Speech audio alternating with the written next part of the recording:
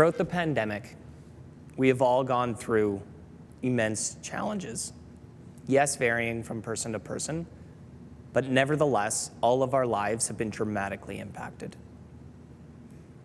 The lockdown has shined an irrefutable light on the isolation impacts and detriment it has on people's mental health and well-being. Whether it's through increased rates of substance abuse, self-harm, or depression, it's an impact that we will be overcoming as a community for years to come. Now imagine if this was something you were dealt simply because of the unique characteristics that define you as disabled. The isolation you faced wasn't because of lockdown, but more because society wasn't designed to include you. Whether it's through physical barriers preventing participation, or the systemic indifference because people lack the social IQ to confidently approach and engage with you. Before my injury, I was a tab, not the discontinued beverage, or the handheld smart device, or that button on your keyboard. I was temporarily able-bodied.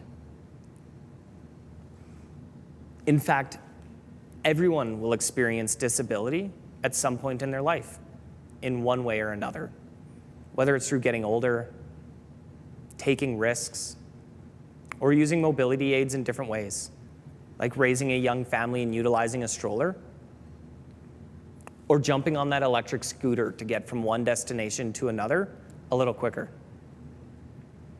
It's not a matter of if, but the question is, when will the barriers in our community impact your life? My name is Sean Crump. As you can see, I utilize a wheelchair because I'm a quadrapolegic. I've been utilizing the wheelchair to maximize my independence since 2004 after breaking my neck in a diving accident. I have seen firsthand the challenges and impacts isolation have had not only on myself, but on the entire disability community. It's a massive gap that still exists for people to feel included. We are at a unique point in society where we can actually look at the impact isolation has on somebody's mental well-being and the harm it creates. We can empathize with not being able to participate or meet up with friends and colleagues. And we can start proactively reimagining what our community could look like to include people out of isolation and more people out of isolation than went in because of COVID lockdowns. The first hurdle we need to recognize is without full accessibility, we'll never achieve inclusion. Universal design isn't created for people with disabilities. It's for everyone. It's to help make the environment more usable to everyone. Everyone, including you. People who hear about universal design often say it's something they'll never need. Or inquire as to, I see a lot of symbols, I see automatic doors and parking stalls. Aren't we already pretty accessible?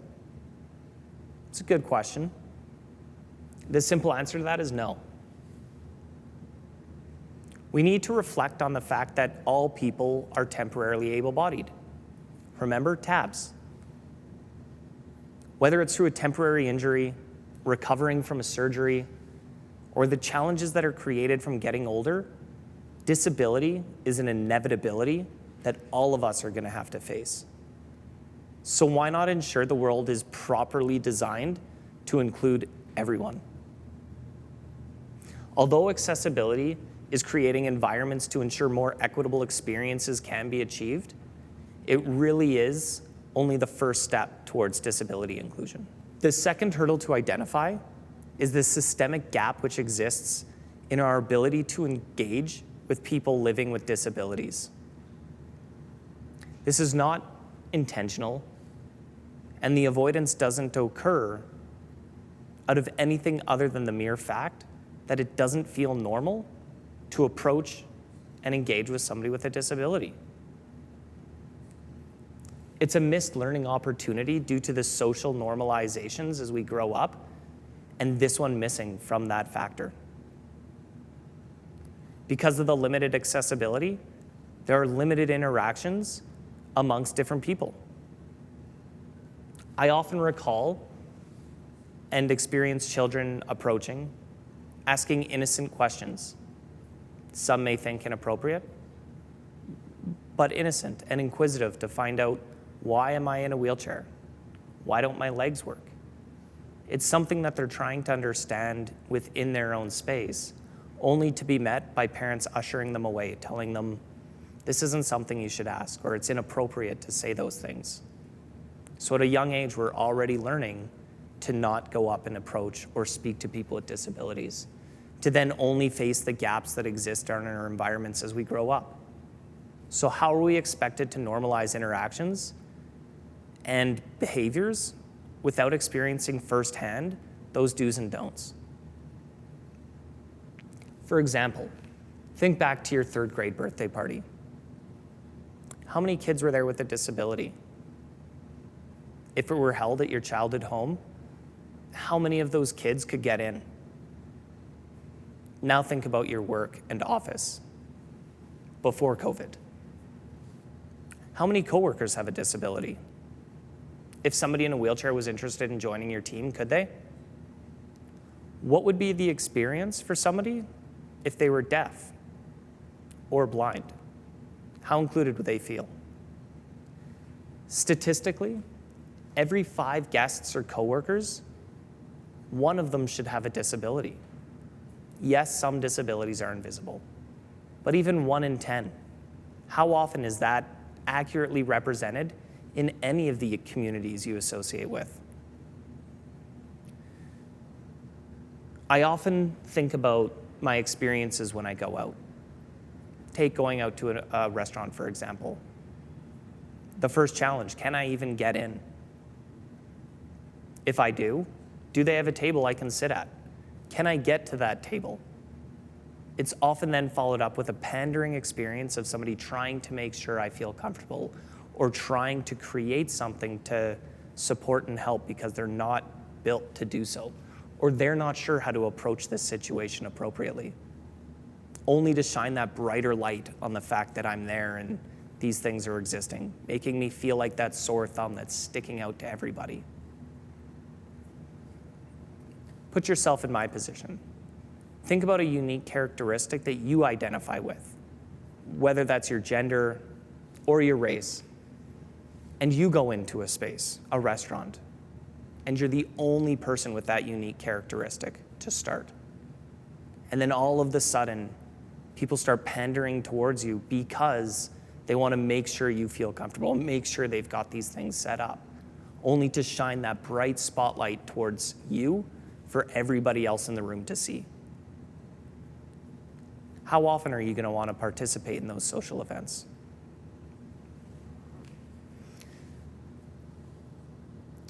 The final hurdle to consider is happening right now. It's the re-entry strategies and the anticipation for people to get back to normal and that excitement. What if you or somebody you cared about had nothing to be excited about? What if their new normal was more relative to the experience we had during lockdown than the freedoms we enjoyed before COVID? What if you, as a TAB or temporarily able-bodied person, experienced an injury and became disabled throughout the pandemic, and now your life is going to mirror what you experienced in lockdown as opposed to what you have to look forward to with the reopening? How would that affect you or somebody you care about?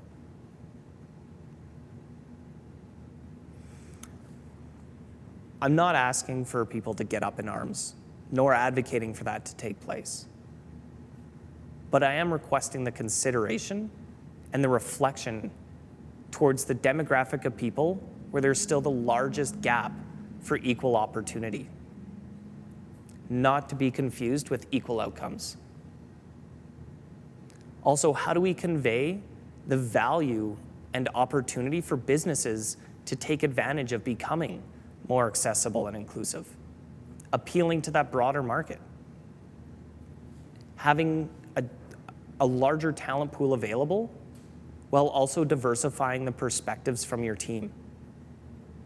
And most importantly, no longer looking at people with disabilities as individuals that need to be looked after, but people that can contribute to society, that can collect a paycheck, that can pay taxes, that can reinvest into the communities we so badly want to be a part of.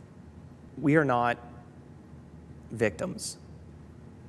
We are resilient, creative, and ambitious. And we rely on these traits to create normalcy in our own lives every day. Imagine the impact that could have on our communities